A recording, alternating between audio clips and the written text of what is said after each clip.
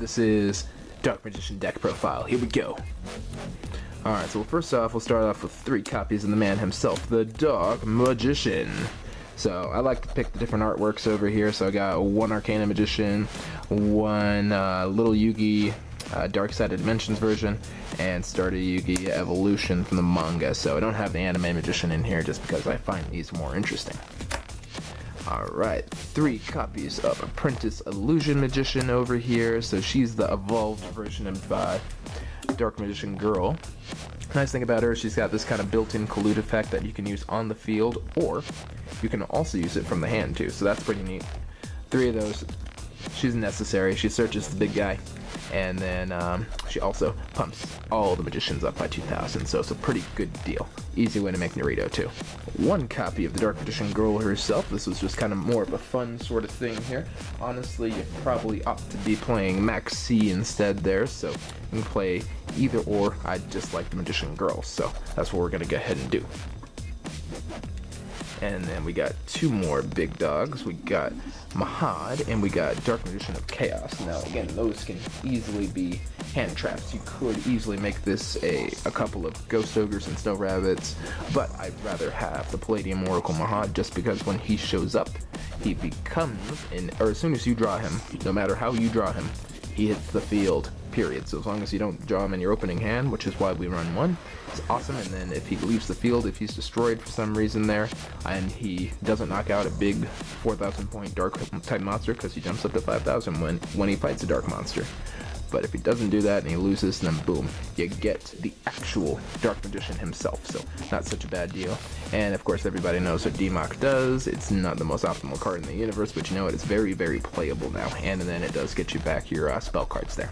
Now, Dark Magician of Illusion, I cut him down to 1 just because of the new monster we got in the extra deck over here, and it isn't named Dark Magician in the graveyard, but it is easy to get off its effect using Eternal Soul, things like that, or using Magician's Navigation. Put this bad boy on the field, you can turn your monster zones from like 1 monster to like 4 in an instant. 3 copies of Magician's Rod. This is kind of the linchpin of the deck over here that's going to search for essential spell cards. 1 Blackwing Gofu, just because that's a free decode talker. And of course my spicy tech, we have the full suite of Wind Witches, the 3 Ice Bell, 1 Glass Bell, and 1 Snow Bell over here, just to add that extra little element of synchro stuff. Honestly, I've been able to sit on a single Crystal Wing in this deck before while I was trying to get the rest of the Magician engine rolling, and it's been super helpful. It's the spells from the Master of all Spellcasters. We're looking at 3 copies of Dark Magical Circle. This is again your win condition of the deck. You put this bad boy out over here. Anytime a Dark Magician shows up, it's going to banish something. In addition, when you first light it up, you get to rearrange the top 3 cards of your deck any order that you want, and then if there's a card that specifies the Dark Magician as its either name or a spell or trap card that works with it, then you can just go ahead and add it straight to the hand. But it has to specify the Dark Magician, so you can't add Eye of Timaeus. That does not specify the Dark Magician himself. It specifies the archetype. So that's the trick. Speaking of Eye of Timaeus, we got 3 copies of that now, just so we can easily get into our Timaeus fusions. This is one of the most powerful cards in the deck now. It used to be kind of like a fan sort of deal there, but now it's actually very powerful. I have 2 copies of Lore of Darkness and 1 Spellbook of Knowledge. I'd rather have 2 or 3 copies of Spellbook of Knowledge just to get through the cards a little bit faster. I had to cut the Spellbook engine just because I put in the Wind Witches, ran out of room, honestly. So the Lore of Darkness is kind of nice, and it gets rid of dead Gofus in your hand. 1 Illusion Magic, just because it's Melody of Awakening Dragon, 4 editions. You only have 3 targets though, so you don't get to use it very often. It's nice as a 1-of. Dark Magic Veil, because it's basically a Monster Reborn, or you can whip something out of the hand, so the Dark Magician Girl, Dark Magician himself, just another easy way to get your magicians on the field to start doing some damage. Dark Magic Inheritance, because you'll probably be able to search for something off of this. You're going to be using enough spells, so you get rid of a couple out of your graveyard, and then boom, you get more. Dark Magic Expand, I've been kind of toying with this card. This would probably go away for more hand traps, honestly, if I had the extra options right now. But it's a neat little tech card. I haven't used it much in testing. It's probably going to go away. Magical Dimension. I think when I get more Spellbooks of Knowledge, this is also a card that'll probably go away. This will probably be the first thing I cut when I get that second Spellbook of Knowledge. But it is a neat little tech. If you get Mahad stuck in your hand, for example, you can pop a monster on your side of the field and pop a monster on their side of the field. It doesn't target their monster, and then you put them both down, whip out Mahad, and then you just go ham. Neat little thing to use in the battle phase too. I've used that trick on a couple people. And of course, Dark Magic Attack, because they decided to make Harpy's Feather Duster searchable. Well, I guess it's searchable in Harpies too, but that's not the point. And then for traps, we have 3 of the Eternal Soul Man. Best card in the deck, hands down. Whips out a Dark Magician out of your hand or out of your graveyard for free, and it can also search for your Dark Magic Attack. Magician's Navigation. I tried it at 2, it just works best at 3. You don't always have a target in your hand for it, is the only problem I run into, but I'd rather have more of it and see it more often. And then the last trap, Dark Renewal. These could easily be Solemn Strikes, these could easily be D-Barriers. Honestly, I think there are a couple spells I'm going to take out when the mail comes in on Tuesday. But Dark Renewal's got a nice little effect there. It's non-destroying removal if you got something that's immune to destruction but not immune to targeting. Target an opponent, monster your opponent controls that is summoned. In addition to one that you have on board, get rid of them both and you summon a Dark Spellcaster type monster. And that's anything, so that's your Dark Magician. That is your Illusionist Magician. That is your Dark Magician girl. And probably most importantly, that's going to be your Dark Magician of Chaos. It's usually the target I go with, so just an option. For the extra deck, we're running 1 Ebon High Magician. Not the greatest card in the universe, but if it's on board and you're drawn to a trap card you really want to use, it's a nice way to get something out there without having to set it. Number 28, Titanic Moth. This is kind of like your Cowboy for Game over here. Handy. I'd probably cut it if there was something else interesting. I really wanted to run maybe an interesting Link monster, but I haven't found one that synergizes terribly well with the deck yet. Ebon Illusion Magician, just because it's a nice way to banish something, gets more Dark Magicians on the board there, so it keeps your boys on board as easily as possible. You can knock out like a 2-card banish with this.